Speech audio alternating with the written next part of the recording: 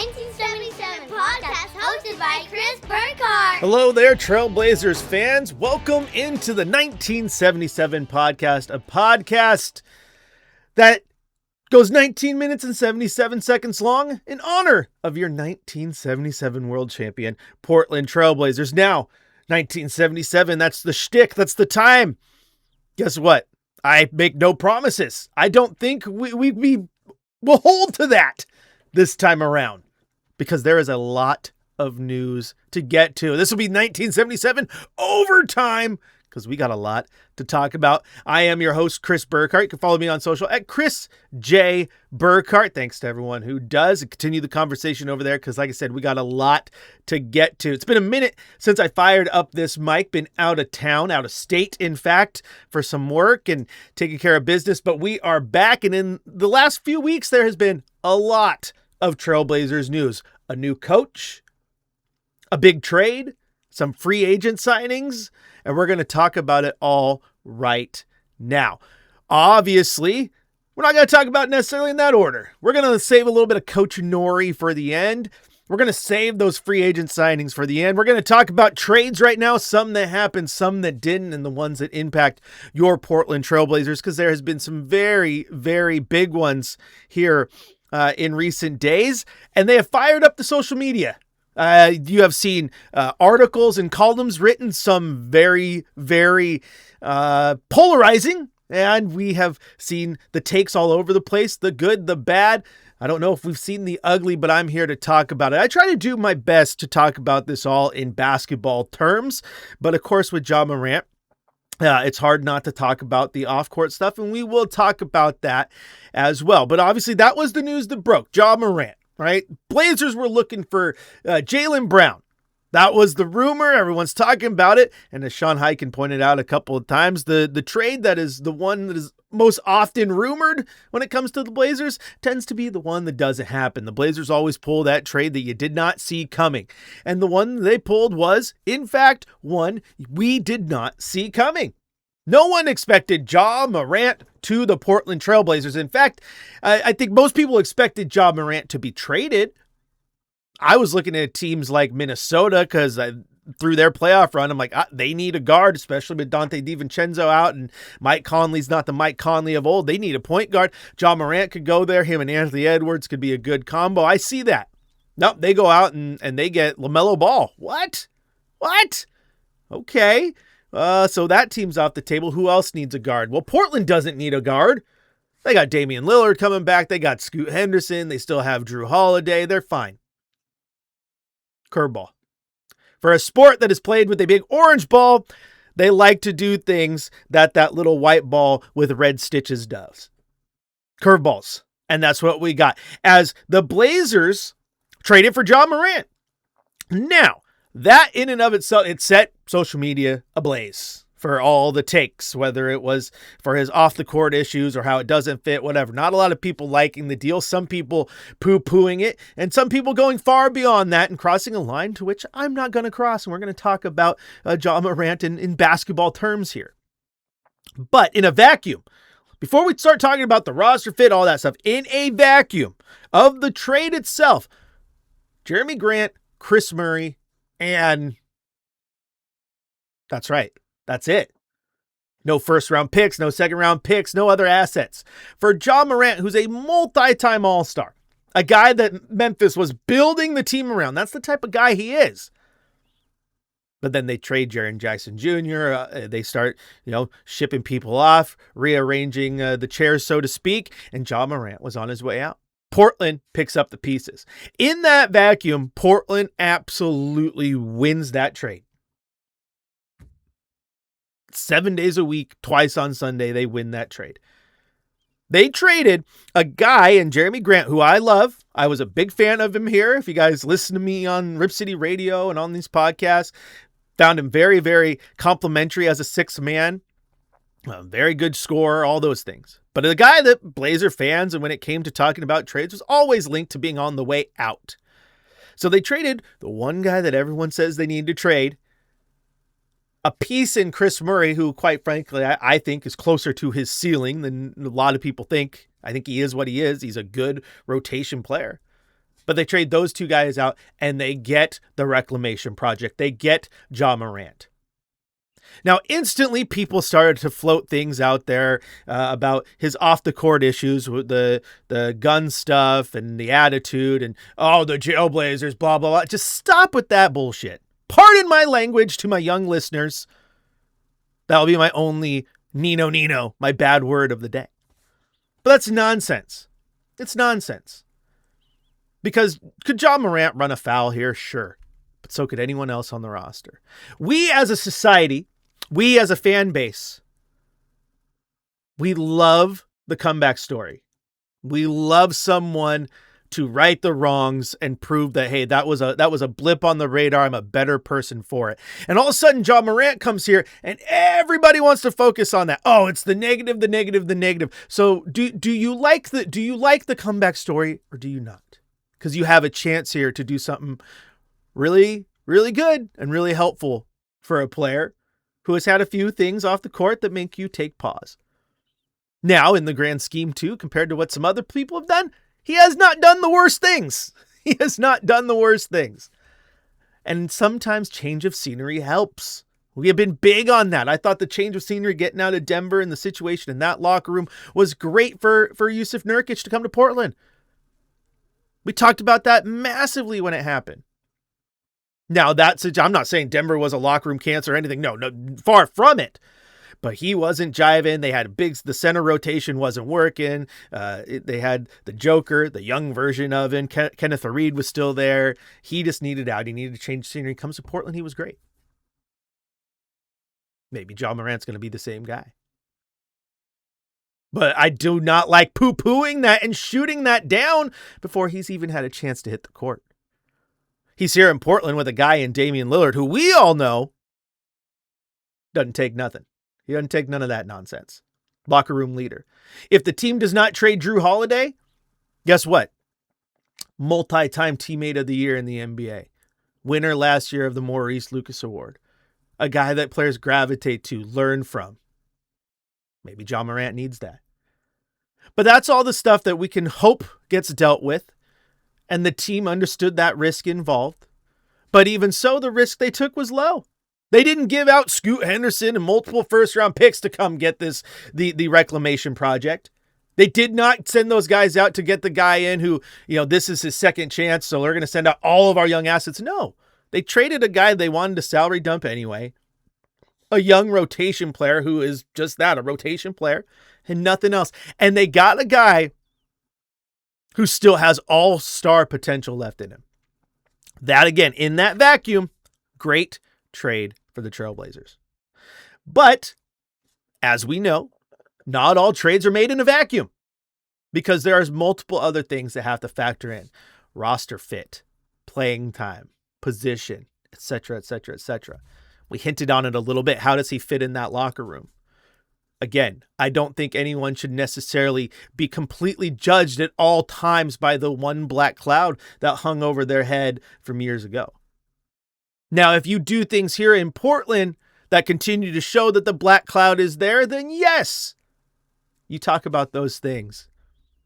But right now, new team, new scenery, and hopefully new Ja. And it sounds like it because according to the article written by Jason Quick of The Athletic, new head coach Micah Nori, we'll get to that a little bit later in the show, has already had multiple sits down with Ja Morant, sat and talked with him for 2 hours the other day, and was nothing but complimentary of the person and the player he talked to. Said he was talking to a guy who just wanted to fall in love with basketball again.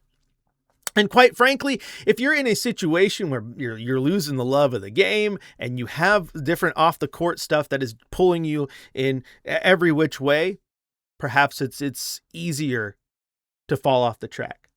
And sometimes that trade, even though it might not fit with the roster and you doesn't make sense to us, maybe that for that person is what you need to get back on the trail.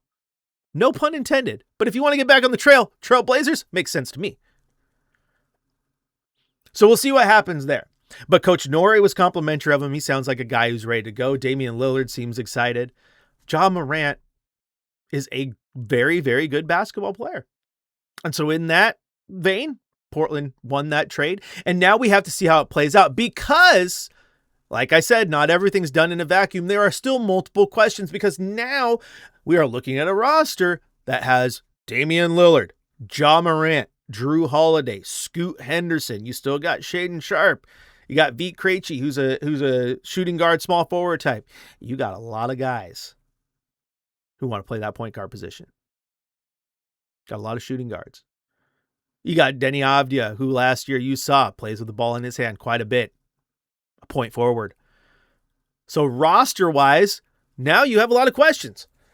Is the starting backcourt Dame and Ja? And Drew's nowhere to be seen. He's coming off the bench. Well, if Drew's coming off the bench, who's your next guard behind him or next to him? Are you going Drew and Scoot? Scoot at the 1, Drew at the 2? Are you going Drew at the 1, Shaedon Sharpe at the 2? Either way, someone who is deserving of minutes is getting left out. And you don't necessarily have any more power forward depth. Your small forward depth is pretty low. Your big man depth is all right because Robert Williams re-signed. Yes, that's great. Dive into that a little deeper in a second. But you look at the roster and it is oops all guards. As guard heavy as it gets. I made a joke with my buddy via text the other day. I said, well, when you have every single guard in the NBA on your roster, you have all the leverage in trades with the teams who need guards. Said it jokingly. But of course, maybe that plays in here because there feels like you look at this roster that there are still trades to be made. You cannot go in and hope that this is successful. If you're going to go into lineups where you're playing Dame and Ja and Scoot at the same time and Dame and Ja and Drew at the same time, you are going to be undersized and you're going to need Donovan Clingan to go out there and get you about 40 rebounds a night to stay competitive on the glass. So gut tells me still trades to go. Now, one of the trades that people were definitely looking at with big ol' eyes was Jaylen Brown. Okay, well, getting Ja still opens the door for Jaylen Brown. You could have, maybe it was Scoot and Shea and Drew, and you send him there and you get Jaylen Brown. But the news breaks yesterday that Jaylen Brown's going to Philadelphia for Paul George and a couple picks. Not necessarily the deal that Portland could have put together asset-wise. Portland could have gave you a lot more in the trade department, in the picks department, that is. But I think as the door was opening for a Jaylen Brown trade, as the Celtics lost a little bit of leverage, as people started to look at the fact that he's a very, very high paid player, maybe the value wasn't there. Portland didn't want to, go above what Philly was offering. And just because you have more to offer doesn't mean you have to throw it all on the table, because perhaps there's better trades out there. I love Jaylen Brown. I think Jaylen Brown's a great player. And analytically, you can look at it, the plus minus with him on the court, with him off the court. People look at the fact that the Celtics may have played better when he wasn't on the court. Eye test tells me different. He's a phenomenal player. But I still think there's players out there that may be available who fit this roster just a little bit better.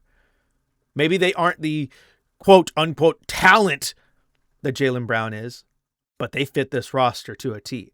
I am looking very, very closely at New Orleans and Trey Murphy and what that team decides to do, because if I have to get off Scoot Henderson and or Shaedon Sharpe and have to give a couple of those picks, and I can get a guy like Trey Murphy to come in, and now I have my small forward and my power forward positions locked up, I feel really good about that. And I have no problem personally. Maybe he does. That's why you have a coach who has to talk you through these things. But I do think that Toumani Camara in a situation like that becomes phenomenal sixth man. And maybe your starting lineup now is Dame and Ja and Trey Murphy and Deni Avdija and Donovan Clingan. And I like what you're doing there. I do. Again, Ja Morant and Damian Lillard doesn't really make sense when you look at it. But I want to see how this thing plays out. I don't like to poo-poo everything that instantly happens. Now, a lot of my text messages and the people reaching out to me did not like it. And of course, they did not like it for those things we talked about off the court. But I would hope that change of scenery, change of philosophy, change of locker room, where you are not the guy. You are not the one everyone's looking to, because everyone in that locker room right now looks to Dame or Drew. I think that's good. And I think a guy who may have struggled a little bit with those things can thrive in that situation. Sometimes it's all about having the right people around you. Hopefully Portland can help that. On the court, though, Ja Morant's a home run. If he is the Ja Morant of old. Now you can look to the whole, well, he hasn't played this many games over the last few years. Memphis was also struggling, and they were kind of in tank mode too. How many games did you see Damian Lillard and other players sit out here in Portland over the last few years who clearly weren't injured? Clearly. Maybe he's not as injured as we think. But we're getting a high-flying guard. If you can get a Ja Morant who can still bounce a little bit, I know he's losing that athleticism. He needs to work on his shot, which video has shown that he's been doing that, but every NBA player does that. Can that translate to a game? But if you can get a Ja Morant that is good with the ball in his hands, capable of finding open shooters, and then you get Damian Lillard and you get everyone else going, I think you get a good version of Ja Morant. Is it the best fit? Again, on paper, it raises question marks, but it also raises intrigue because I want to see it. I want to see what this looks like. And also, right now, I would argue that you have a Blazer team that went to the playoffs last year, got into the play-in, got through the play-in, got to the playoffs, and yes, they lost to San Antonio. But that team did not have Damian Lillard playing. They had a Jeremy Grant who was right back in the lineup there in the play-in game, right? He had been dealing with injuries. But now you get Ja Morant to that lineup. Those two guys alone, Portland feels like they're better going into this season. You take a playoff team and you add Ja Morant and you add Damian Lillard to it. Now, you have, I make this reference a lot on game day in the fifth quarter for those who listen, like you have a lot of Lego pieces. Now it's time to build the set. How does that set look? That's the question. It's the $1 million question. I would be disappointed, and we'll have another episode around that time, and I hope that's not what we're talking about. But I would be disappointed if this is the exact roster that goes into the season, just because of how guard heavy it is. It's filthy guard heavy. You got to do something. You got to go get a forward out there. You got to add some sort of talent around this roster. So that's not guys who just play point guard. You just can't. Now, the thing here, too, that I would argue that Ja Morant helps is the fact that, keep in mind, my friends, Damian Lillard, he's coming off a Achilles injury, and he's 35 years old. He's going to be 36 years old in 2 weeks. He's entering this season at 36 years of age. He's on the back end of the back end. He's got a handful of years left in him.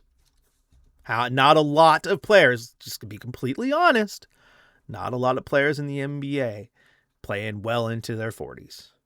And then you have Jrue Holiday, who just turned 36 as well. Now, if you use Jrue Holiday in a trade or what have you, or maybe you use Scoot Henderson and Shaedon Sharpe in a trade, and those were your two young guys you were building around, well, guess what? Ja Morant's 26. You still have that young guy who could be entering his prime if everything works out. So I see logic there. Again, my job here is not to instantly tell you everything wrong with this. I try to put myself in the position of a general manager as to why these trades would happen. And that's what I see. I see two aging guards. I see young talent behind it. And I see avenues that we got to go. We either trade one of those older guys, because Dame's going to want to end his career here. I fully believe that. But you trade one of those older guys and you have that young guard there to go, or you trade the guys behind him. You trade the Scoot and you trade Shea, because you have a 26-year-old point guard that you can have be the guy moving forward. Options. But when you come to a fork in the road, take it.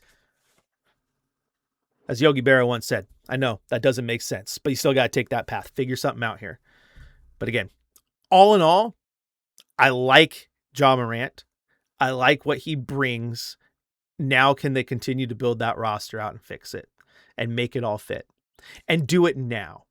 I do not want to wait till trade deadline, and I don't want to sit here going, okay, so now next offseason, we've done that so many times. I want it to happen now. Get a trade happening. Get something moving. going into the season with oops all guards is going to be rough. Unless you're just trying to buck the trend. Oh, everyone's going with these 3-and-D guys. Now they get to defend. Everyone gets to defend these super, super fast guards with great handles. And I don't know. I don't see it working. Not at all. You still got moves to make. But I'm not here to crap on Ja Morant as a person or just crap on the trade as a whole. I mean, I'm very, very big on second chances and changes of scenery helping people. I say that as someone too, just changing jobs. And this is what you're doing. You're changing employers. And I have worked at places that were like, I liked the people I work with, AKA my teammates.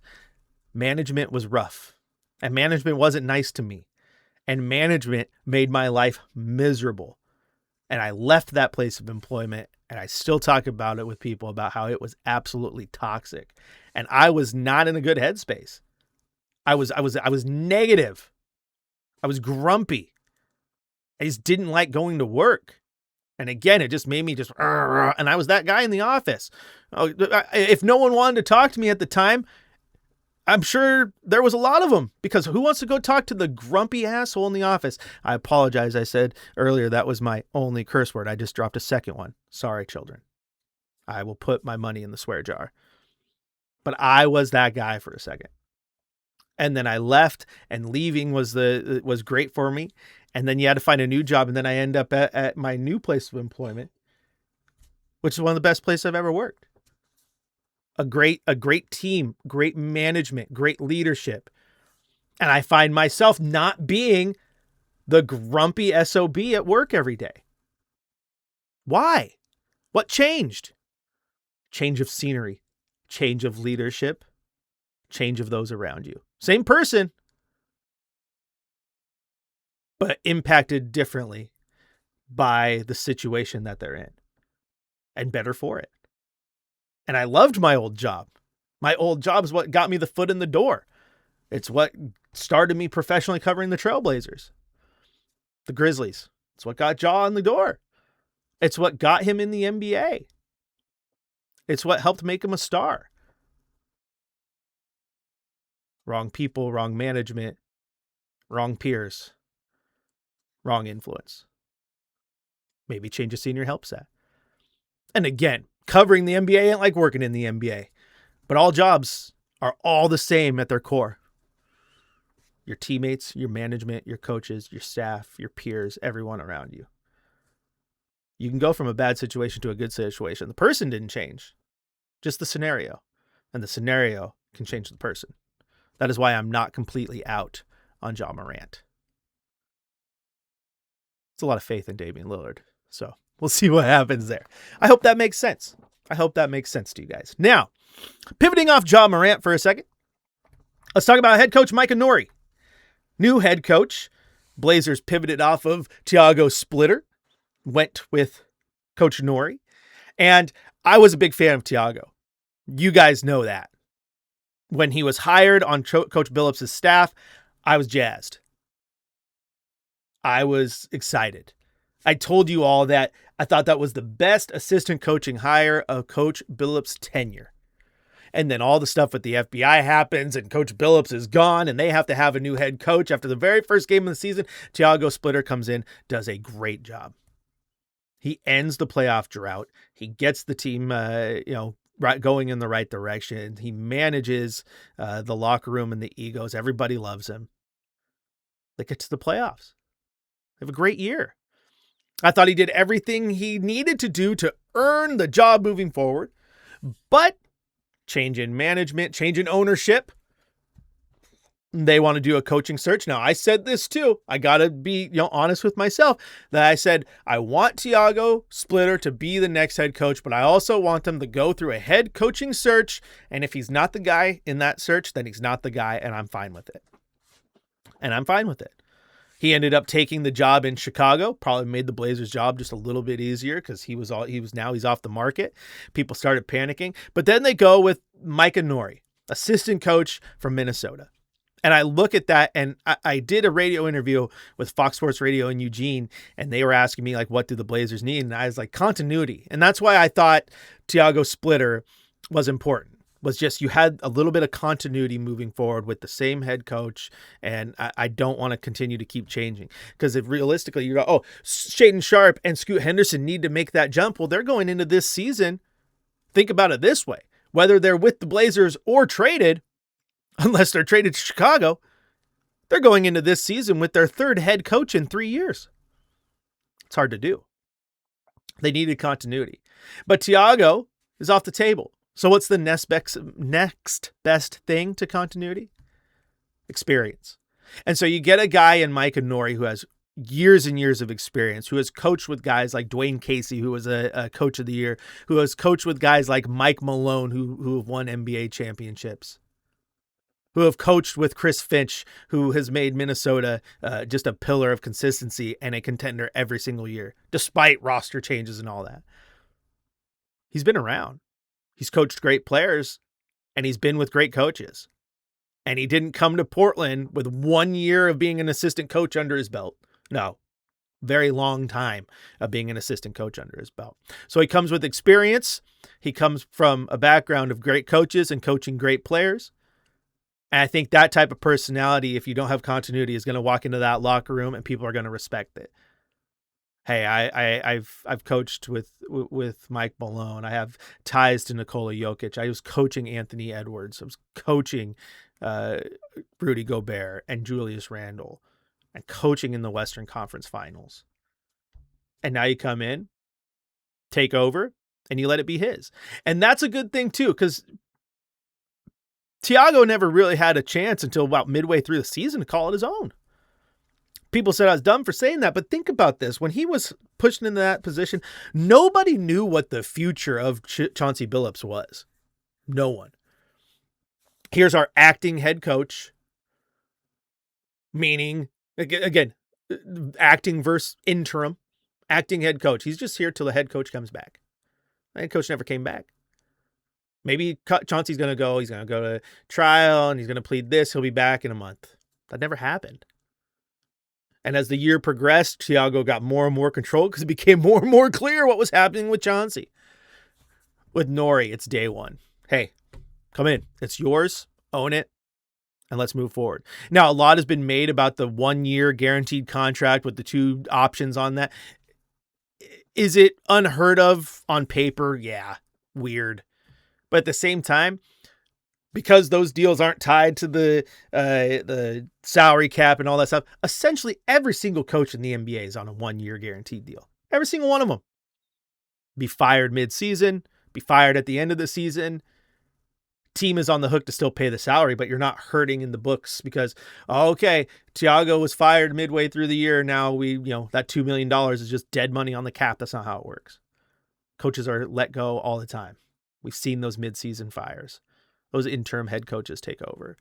Every single coach is essentially on a 1 year deal coaching for their job.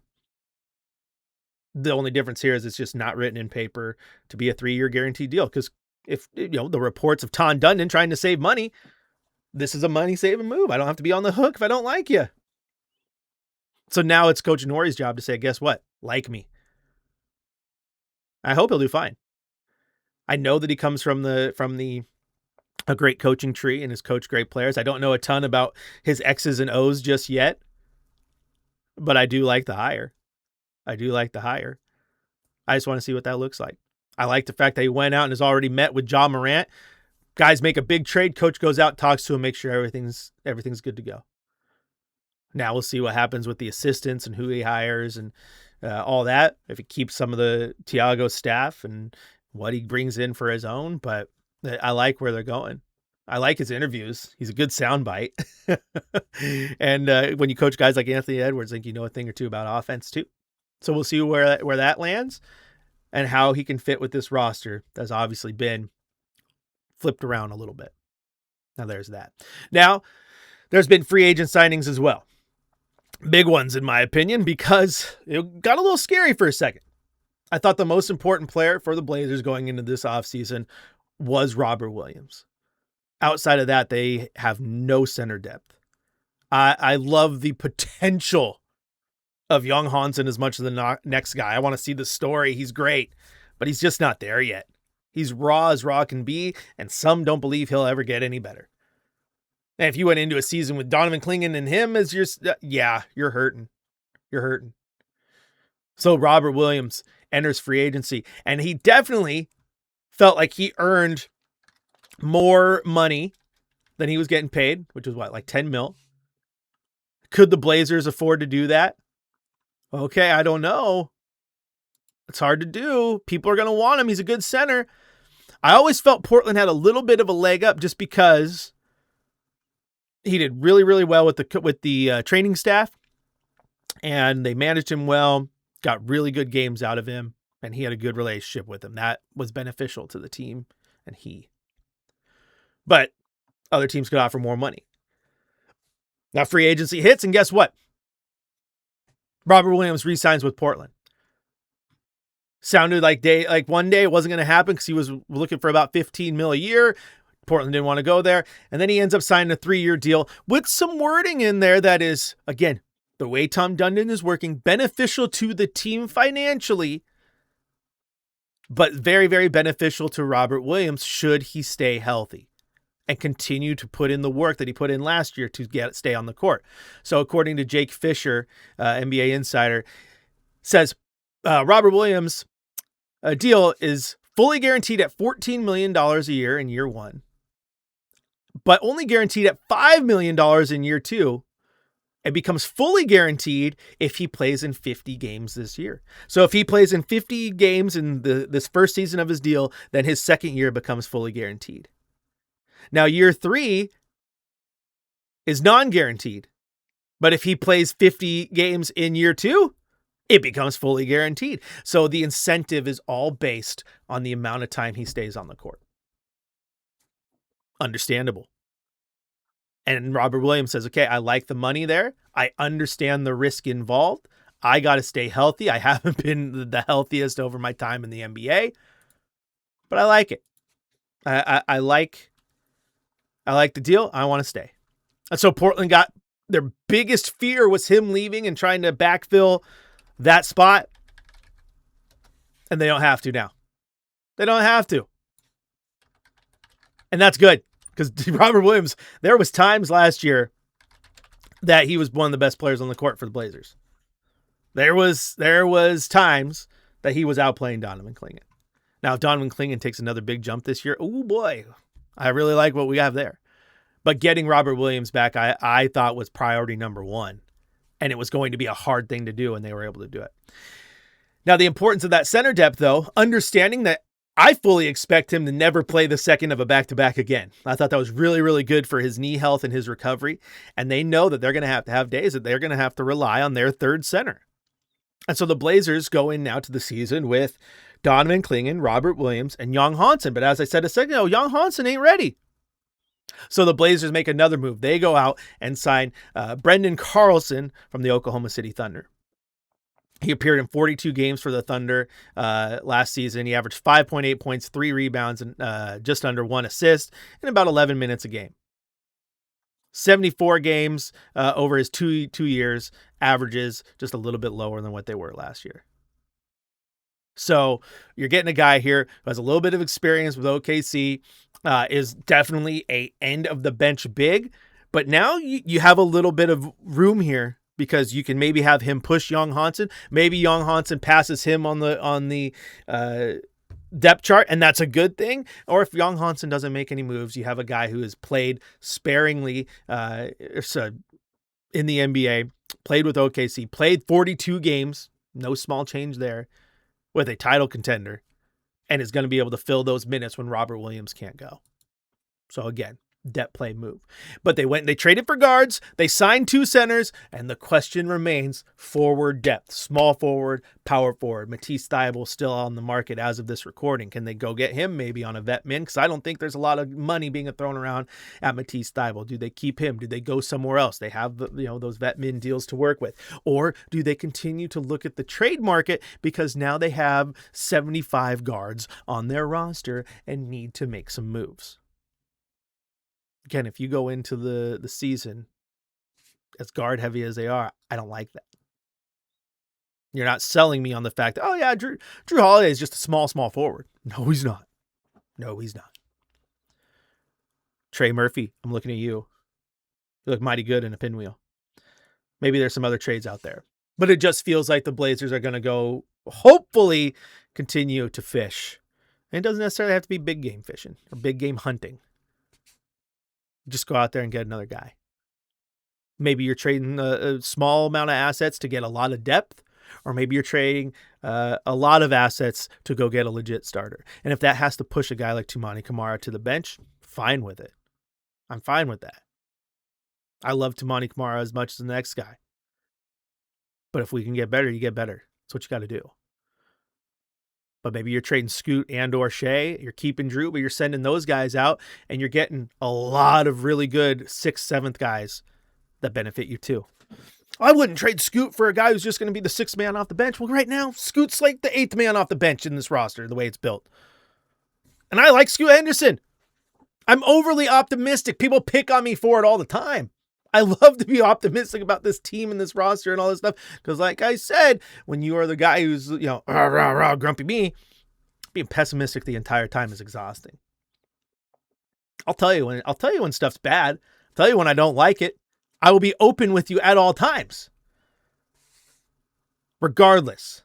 Point is, I still feel like there's something being cooked in the kitchen. I don't know if it's gourmet or just, a little top ramen. But guess what? The Polly in me, I love myself a good top ramen. Point is, it doesn't have to be gourmet to taste good. To fill your stomach and make you good moving forward. What will the Blazers do next? Buckle up! I can't wait. Thank you so much for taking the time to tune in to the 1977 podcast, which today ran like episode and a half, maybe 2 episodes long. I did not adhere to my 19-minute and 77-second time block, but that's okay. We went into overtime. That will happen sometimes. Maybe sometimes more often than not, because this is just fun. But I got to have a brand. I got to stick to it. But there's just so much to talk about. And I had to sound off a little bit. So I'm going to post a video. You're listening to the audio podcast now. I'm going to post a video on YouTube as well. So you can go comment there. Hit me up on social. Chris J. Burkhardt on both Blue Sky and X, or Twitter for all us old heads. And send me your comments, your concerns. Do you agree? Do you disagree? That's all okay. There is no right answer here. We're all in the same boat. Rip City, right? We want to know what happens. And winning does cure all. It is the perfect medicine. And hopefully what they got going can get it done. Everybody enjoy the 4th of July holiday. Heard there's a big 250 celebration going on. Go America. World Cup's going on. The soccer team's doing great. Or the football team, depending on where you're watching. It's awesome. It's just a good time to be a sports fan. A lot of question marks around Portland, though. I didn't even dive into Dundon and the stadium and all that. It's another episode. Maybe I'll record one tomorrow for you. Who knows? Thanks for tuning in. As always, Rip City, I love you. You've been listening to the 1977 podcast. See you next time.